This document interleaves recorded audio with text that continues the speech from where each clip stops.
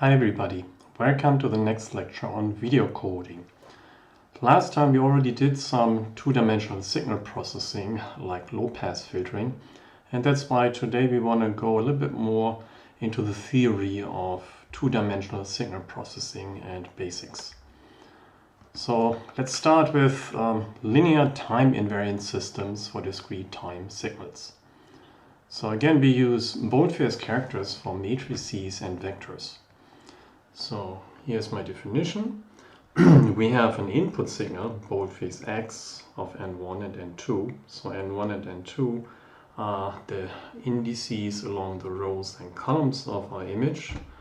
Then boldface x might be our image. T is some sort of a transform or a function. And the result is boldface y, our processed image. So yeah, t is a function and n1 and n2 are integers. So if t is linear, then we have this equation here. So if it's linear, basically it means if we apply t, our transformer function, to a sum of two images, and each image is multiplied with a factor a and b, then we basically can factor out those factors and draw out the sum. So basically then we can apply the transformer function to each individual of those two images and then sum it with the according factors after it. Right, so basically this allows us to, instead of doing the transform on the result, do the transform on the input. So that's quite practical for reformulating a problem. Yeah, so a and b are some real numbers, a and b. So this means we can shift the operator t before multiplication and addition.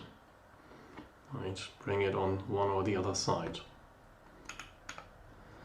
So if t is shift invariance in the case of shifting an image, we have this equation here. So now we apply our transformer function to a shifted image. So this image is now shifted by m1 and m2 pixels. Each are integers. So now it appears in a different location. And that means it's the same as if we first apply this transform to x and then we shift the output, which we can see here on the right hand side. So this is the shifted output then. So again, that's very practical, and this is usually also what we expect. Say if we have a low pass filter, if we have a shifted input image, then it's basically a low pass filtered version just appears in the shifted place. So this means the operator t is the same independent of time or place at which it is applied. So you could also imagine the shift being along time, then this image appears later, for instance, in a video sequence. The result is still the same, just appearing later. So from this we can now conclude how to process 2D signals. So any signal boldface x of n1 and n2, say our image, can be written as the sum of 2D unit impulse responses. Unit impulse responses delta, it's double, defined as the following. So here we have our delta of m comma n, and this delta is 1 if m and n are 0. So basically at the corner of our image, and 0 everywhere else. So that means we can now take one 2D unit pulse for each sample or pixel of our image, with a factor which is the value of the sample or pixel at that place. And then we can rewrite our image as a weighted sum of those unit pulses over all pixels. So basically we have a sum of weighted and shifted pulses. So fix that, is a weighted sum of those shifted unit pulses. So here we can see the result. We have the values of our pixels here inside the sum, and then we have our shifted unit pulses. So each of those delta pulses is now an individual pixel and shifted such that it appears at the place of this pixel. Right? So this pixel appears at coordinates k1 and then k2, and that also now means that this delta unit pulse appears at this place. So remember, n1 needs to be equal k1 and n2 needs to be equal to k2 in order for this to become 1. So that's why we get this resulting image here as this double sum over all k's. So for each of those k's we have the corresponding pixel value, and then we have the pixel at the correct place using this delta impulse response. Yeah, so we see that for any given pixel position, n1 and n2, the sum on the right hand side has all delta pulses equal to 0 except the one at k1 equals n1 and k2 equals n2, and hence we get x of n1, n2 equals x of n1, n2. So now here inside the sum, which shows that our sum equation is correct. Right, and so this is more or less trivial. It's just mathematically a trick to basically now apply our time invariant and linear properties. So we can now apply the rules for linear shift invariant systems to this equation. So now we have our transform or function or operator, which we now apply to our image, x of n1 and n2. And now we rewrite this image as this double sum that we just saw. And we know from linearity that we can basically draw this t inside this sum here. So now this t only appears at the unit impulse response.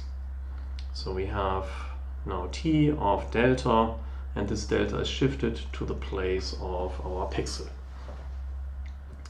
So we can do that because we know t is shift invariant. That's why we can actually do this, and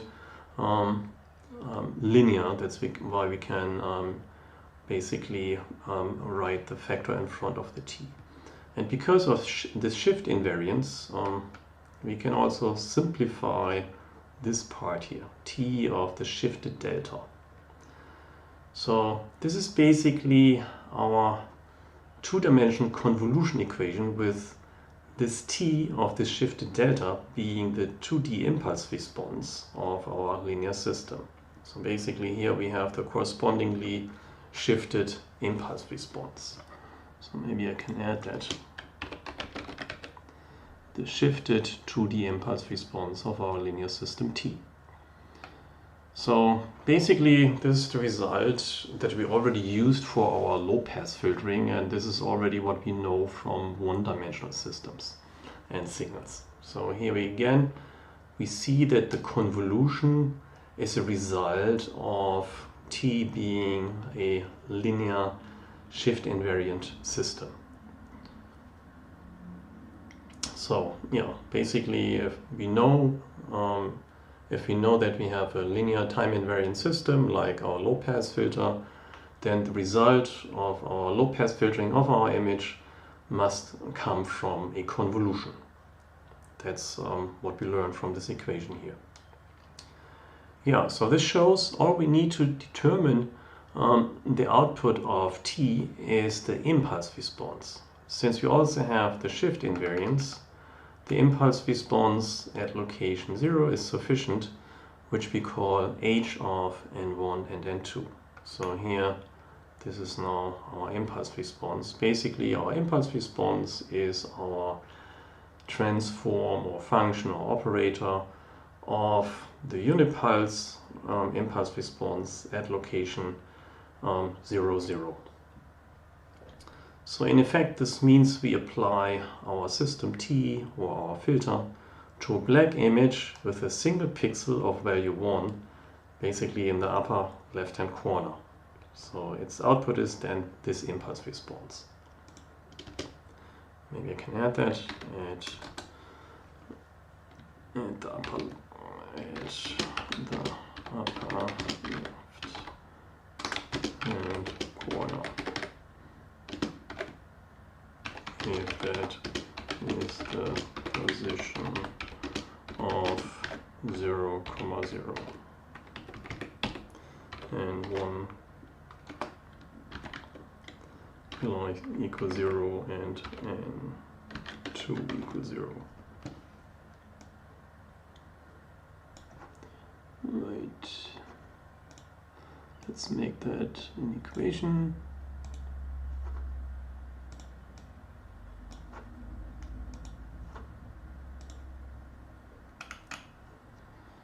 Yeah, so observe, this is the same form as in one dimension, but the impulse response is now two-dimensional and hence a matrix. And this is what we also called the filter kernel. Right? So the filter kernel is basically another name for two-dimensional impulse response in this case.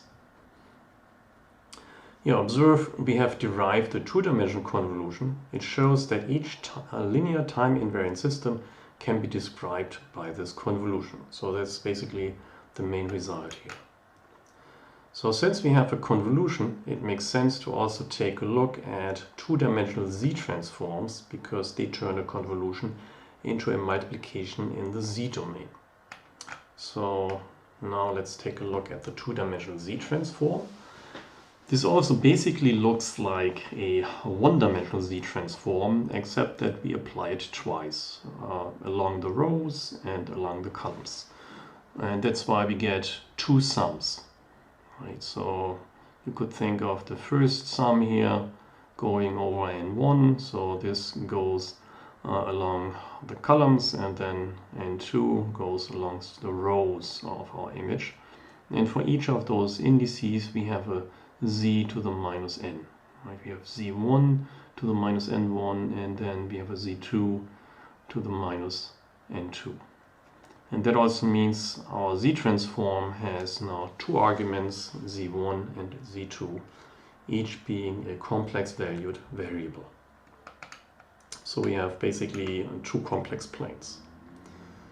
So here observe that the 2D z-transform x of z1 and z2 is not a matrix, but a function of the two complex variables z1 and z2. Right? So it's a different mathematical object. So an example for a signal shift is this. So we have a signal x of n1 minus d at n2. So we shift this by d steps down basically. So in the first index, if the first index denotes the rows, we have a downshift here. So let's see what happens to this signal. Right, we have our signal, the shifted signal, and then we apply the z-transform, the two-dimensional z-transform, which you can see here. So far so good. And now let's make an index substitution. n1 prime becomes n1 minus d, basically to get rid of this expression here. Right, then basically now we have this different argument. Now we have n1 prime here in the argument. And also we need to replace then this n1 here. If we bring this d to the other side, we know that n1 becomes n1 prime plus d. So that's why we have now this different expression here in the exponent of z1. Right? Yeah, and here we can actually see that since the d now appears in the exponent, we basically have a factor z to the z1 to the minus d. And since this factor is not dependent on the sum indices, we can factor it out. And then the rest looks like the original Z transform. And this is the result. So we have the Z transform of our original image, and we multiply it with Z1 to the minus D. And in this way we see that a shift in the spatial domain corresponds to a multiplication with a corresponding Z in the Z domain. Right. We would have the corresponding effect for Z2 or N2.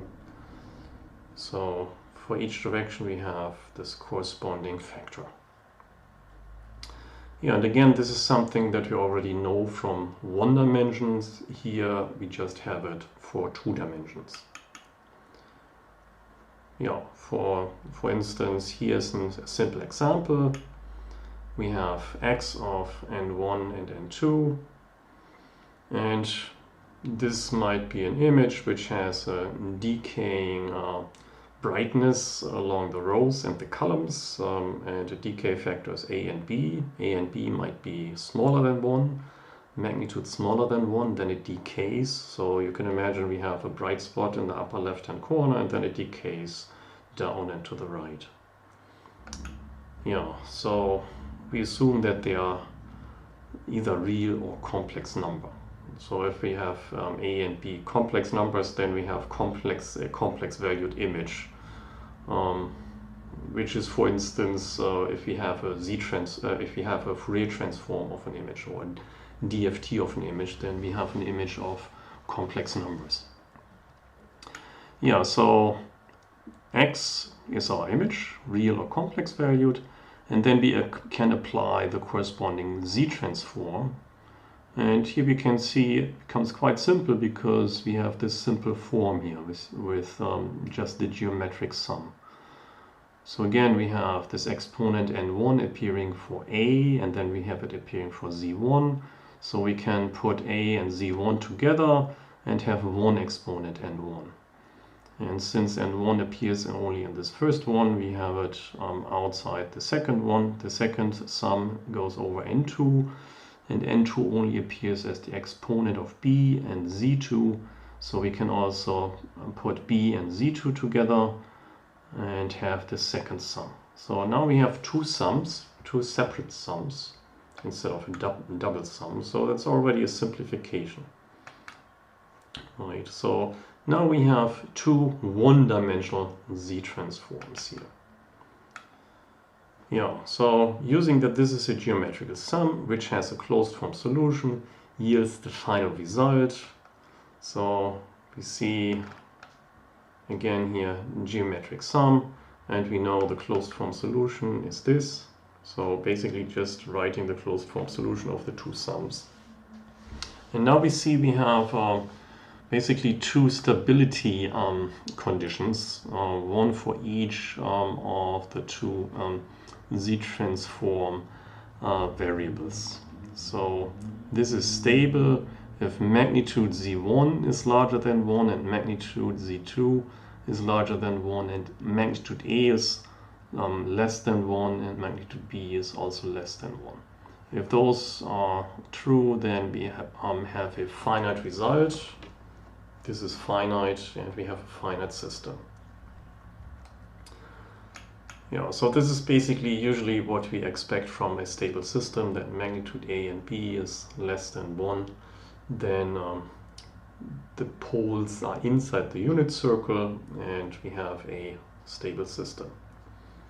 Or in general, we have to have Z1 magnitude is larger than A and magnitude Z2 is larger than magnitude B. So if this is the case, then it's stable. So even if A and B are magnitude larger than 1, if Z1 and Z2 are even larger, then it's again converging. And this is called the region of convergence, right? This is a circular region outside magnitude E and B. And if this region of convergence includes the unit circle, then it's a stable system. Yeah, so to determine stability of a two-dimensional system, we can also consider the location of poles of the above expression in the complex Z-domain. And that means in this case, we have the poles of the Z-transform at the locations Z1 equals A and Z2 equals B, which are inside the unit circle. And here we have two circles, one for each dimension, one for Z1 and one for Z2. And we obtain a stable system if both poles are inside the unit circle. Right? So that's different from one-dimensional signals or systems. There we just have one Z-domain. Here we have two Z-domains, and both Z-domains need to have the poles inside the unit circle. Yeah. Right, so now to the properties of the two-dimensional Z-transform. So conveniently, it's again a linear shift-invariant system, which we see here. So first we have the linearity. So if we have two signals or two images X and Y, and we multiply them with A and B and add them, then then we apply the Z-transform to it. That's the same as applying the Z-transform to each image individually, and then add them and multiply them, or multiply them first and add them after the transform. So again, if we have an output and you apply the Z-transform, then the result is the same as you apply it to the input of this weighting and summing up. Interesting is also the convolution. If we convolve two images, X and Y, and we Z-transform it, then the Z-transform is identical to first applying the Z-transform to the two images and then multiplying them. So the convolution in the space domain is turned into a multiplication in the Z-domain. So again, very practical, because two-dimensional convolution is often quite complicated, but multiplication in the Z-domain is really easy. So if you program it, this would be an element-wise tensor multiplication. Yeah, so for a separable sequence, we can write an image as a product of two functions x1 and x2, where each of those functions is only using the row index or the column index, as you can see here. So here's a function for the row index, here's the function of the column index, and if you multiply those two, we get an image, so basically an artificial image, a so-called separable sequence. And if we then apply the Z-transform to it, then it's the same as applying the Z-transform individually to each function and then multiply them. So again, that's convenient. For a shift, we already saw what happens if we apply the shift. Basically, we get those factors, right? And this is also an important property because in the space domain, this shift is something which we cannot really change except for this index substitution. Whereas in the Z domain, this shift simply turns into a multiplication, and we can easily factor out multiplications out of a sum, for instance. So that simplifies matters a lot, especially when dealing with convolutions. Yeah, here's the symmetry property. If we have a mirrored image, mirrored along the rows and the columns, then in the Z domain, this corresponds to taking the reverse of the Z arguments. We also have an inverse two-dimensional Z-transform. This is basically looking like the one-dimensional inverse Z-transform, but now with two double integrals here. So here we have two circular integrals over the contours C1 and C2. C1 and C2 need to be such that all the poles are inside this contour. And then we conduct this integration over this closed contour and finally divide by this factor here. Right, so this is what I just said. C1 and C2 are curves that include all poles of x of C1 and C2.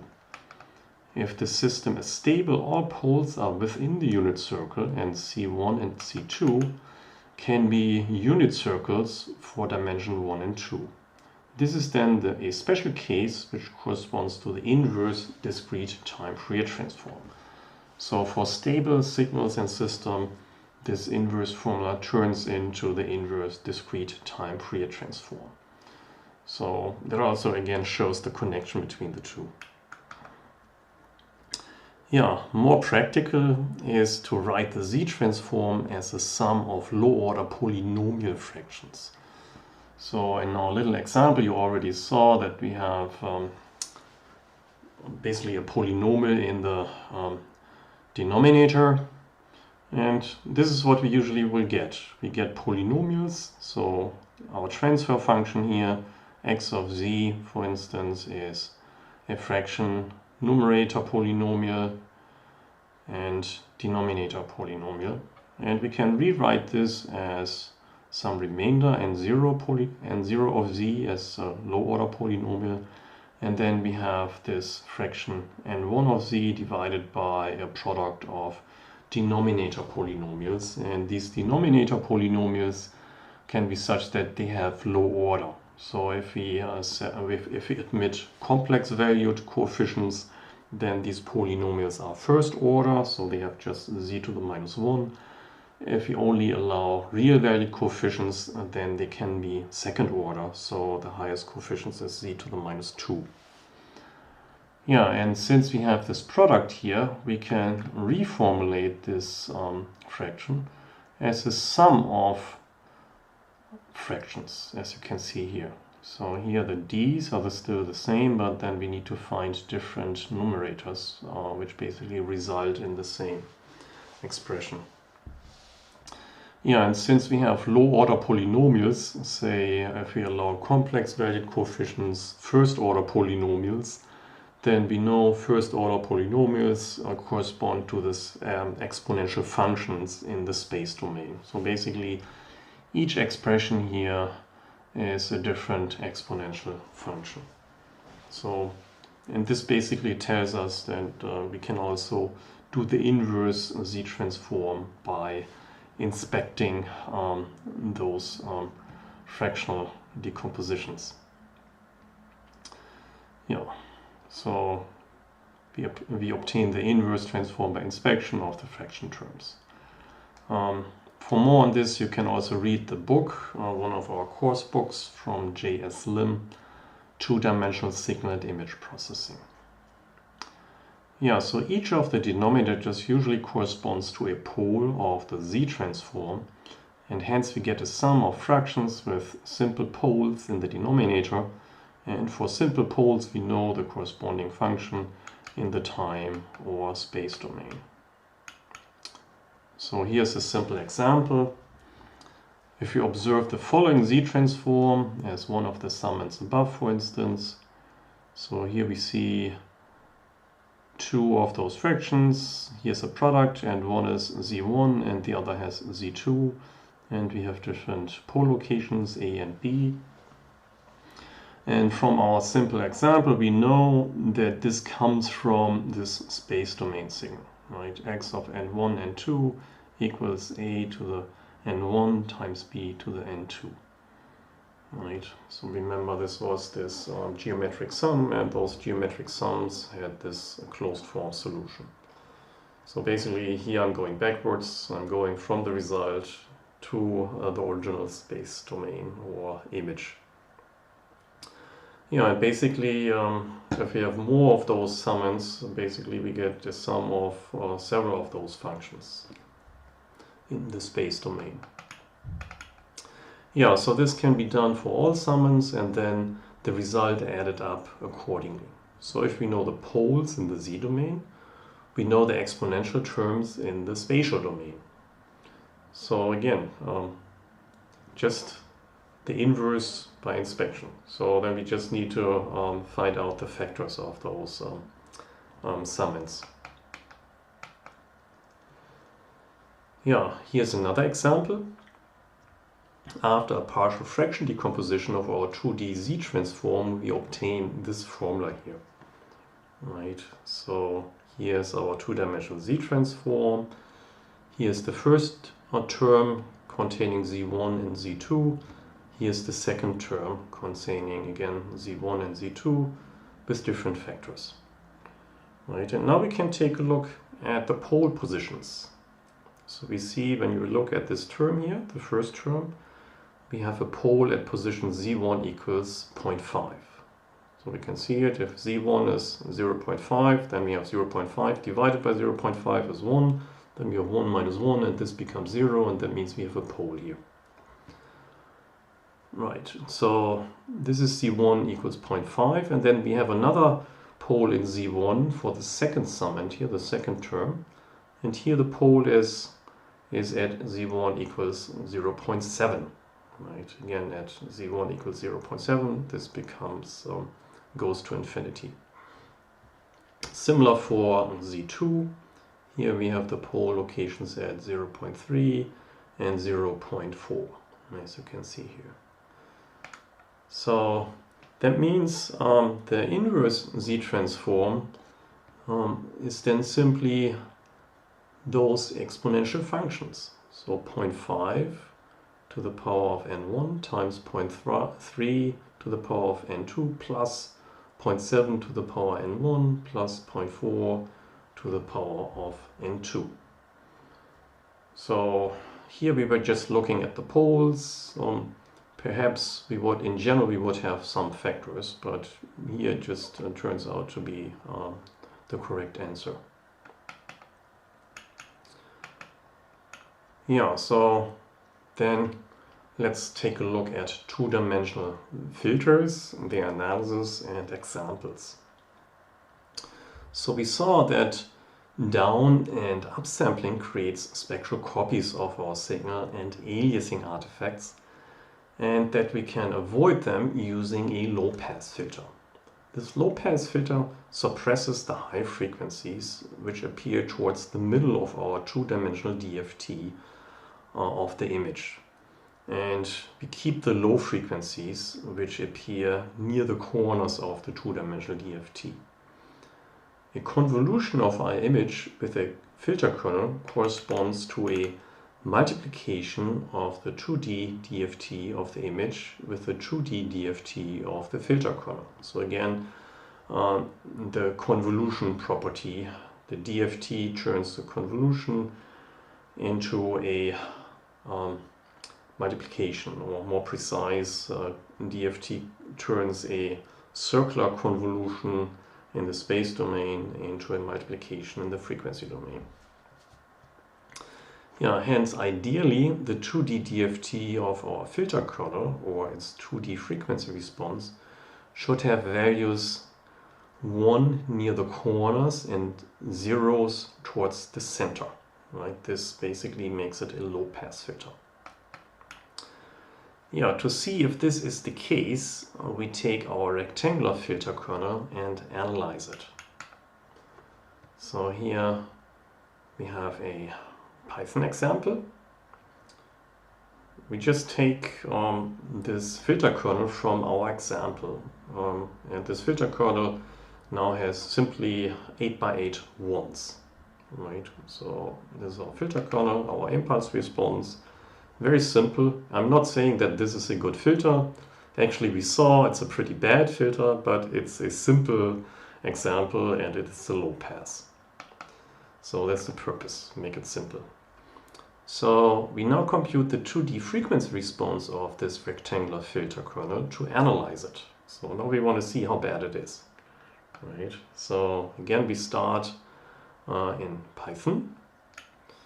Right, and maybe I can do the same here using a terminal window. So let's try that. Open a terminal window, open terminal. And I'm starting Python. Now importing my libraries here. Copy. Here's the correct one. Paste. Yeah, so now it imported the libraries.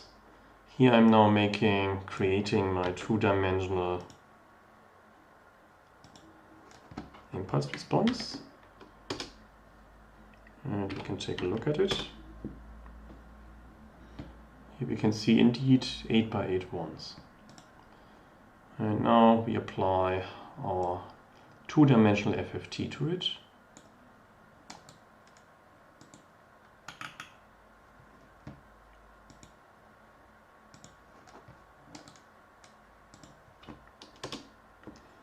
So let's take a look at A. Yeah, okay. Not too much to see. So let's see the size. Copy.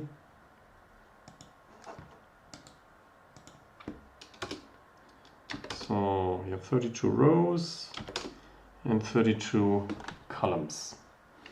And that was to be expected because here I specified the desired size of the FFT2, right? 32 by 32. Yeah, and I chose this size larger because this size gives me the resolution of my sampling points in the frequency domain, right? Remember, here we have an 8x8 impulse response, and I want to have a finer resolution than just 8x8 to get more details of our frequency response, and that's why I chose 32 by 32. Right, so basically 4 times the size of my filter kernel. Yeah, and now we have a two-dimensional function. Right, we have a function A, which now contains the magnitudes of the frequency response. And remember, the magnitude is what's of interest when we have a low-pass filter. Right, at least this is what defines a low-pass filter. Phase might be interesting too, but for now let's focus on the magnitude. So here we have the value, the magnitude A, which is some real number between 0 and maybe a little bit above 1. And then we have two variables, x and y, which are basically corresponding to the indices of our image. And that's why I'm first creating this image range here. And MeshGrid creates the image for a two-dimensional plot. So let's do that here. Copy, paste. So first we have two one-dimensional ranges from 0 to including 31, x and y, right? But to plot a two-dimensional function, we need two-dimensional indices, and that's why I used MeshGrid. So let's see, x now contains is a two-dimensional array, and it only contains the second index, so the index which increases here towards the right. And now let's see y changes vertically, right? So you can see each x and y have two dimensions, but they only change in one of the two dimensions. And this is used for making this two-dimensional plot. Right, so here I'm creating a two-dimensional plot, a 3D projection, something that you can actually rotate using the mouse, so quite fancy. So here I'm initializing my 3D image, and now I can plot it. So here, plotting a wireframe, and here you have x and y as input.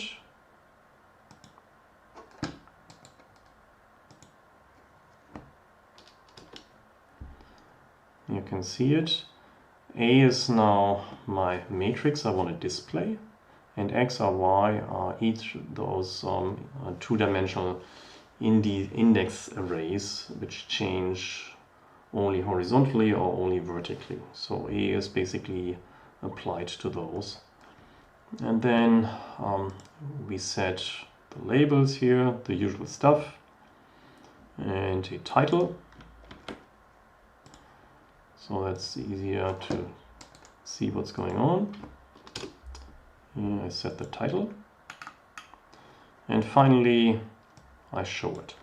Copy.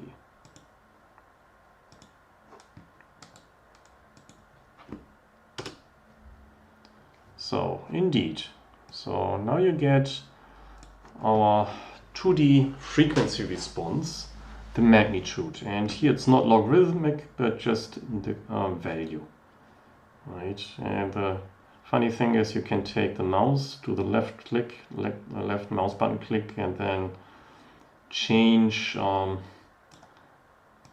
perspective, the viewing perspective, which is quite practical if you have such a three-dimensional object. You can view it from different viewpoints and see what it does. So here you can see each axis, K1 and K2, is a frequency axis, and in the middle you have the highest frequencies. So here number 16 here is Nyquist, and here for K1 number 60 is also Nyquist. And then you can see here the corners contain the lowest frequencies, those four corners. And you can see here indeed the lowest frequencies are passed, although not too much. It's actually decreasing quite fast. So that also shows you that maybe it attenuates too much. Right, this region here is attenuated. But then when you look at the ripples, let's take a look from the side, they're actually quite high, right? They're not very low. So also it's not only that the pass band is very narrow, also that the stop band, the attenuation is not very good. There's actually a lot of leakage in those high frequency bands. So this now confirms that this filter is not really good. It's very simple, just 8x8 ones. And it is a low pass filter, but quite a bad low pass filter. Something that's not really working well. So let me close this. Yeah, so this is what we just saw. Yeah, now we can try our second alternative, analyze the second alternative, which we know looked better. And now we want to see if it also has a better frequency response, right? So here we use the same libraries, and now we can simply make our pyramidal filter as convolution, 2D convolution of one of our box filter. So was it H1? Yeah. So we already have H1, right? Contains 8x8 ones. And now we apply the two-dimensional convolution of this filter with itself. Right, and it turns it into a pyramid, and it has this factor, normalization factor 8. So paste. Oh, I forgot to import SciPy. SciPy has the Convolve 2D.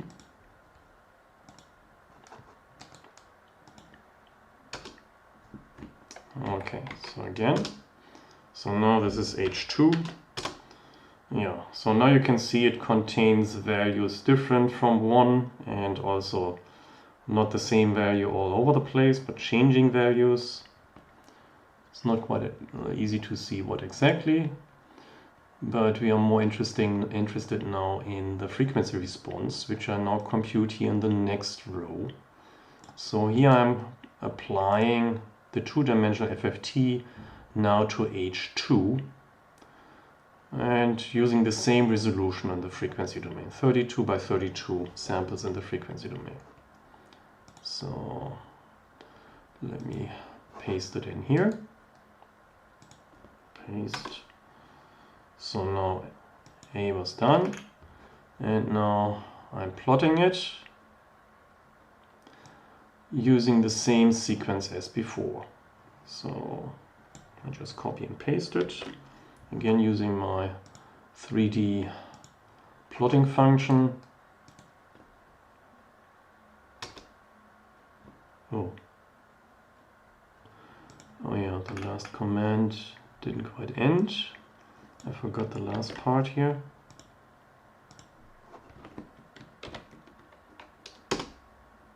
Okay, that seems to have worked, and now plt.show to display it. Yeah, it works.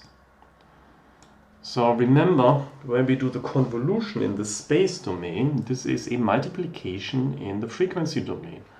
And since we convolved this kernel in the space domain with itself, this is multiplying in the frequency domain with itself, and multiplying with itself is squaring, right? And that's why we have similarity to the previous picture. So when we look at it, again, we can easily turn it. Then we see again, those four corners have now the highest values. And they quickly decay. So here we still have our passband, kind of narrow. But what changed now is the stop band is now much lower. There's more attenuation because the small values which appeared here in the stop band now become smaller since we multiply them with itself or squaring it. So if we have in the previous image, if we have a 0.1, now it becomes a 0.01 from squaring. So that's why here now the stop band attenuation is much better. So the passband is still not very good, it's kind of narrow here, but the stop band now is indeed much better. And this is also why we saw less aliasing in our example, because the aliasing is better attenuated, and that's why we saw less of it. So indeed, this gives us a much better filter, as expected. Right, so again, here's this image. Yeah, so compared with the frequency response of our rectangular filter kernel, we see that the side lobes in the stop band, here in the stop band, are much smaller, which means the pyramidal filter kernel suppresses the higher frequencies better, and hence it is a better low-pass filter which better suppresses the aliasing artifacts in sampling. Right, so that's an important part here. Better suppresses aliasing artifacts. Yeah, so this shows us that those low-pass filters really have an important role, and their quality determines the quality of our images in the end. Okay.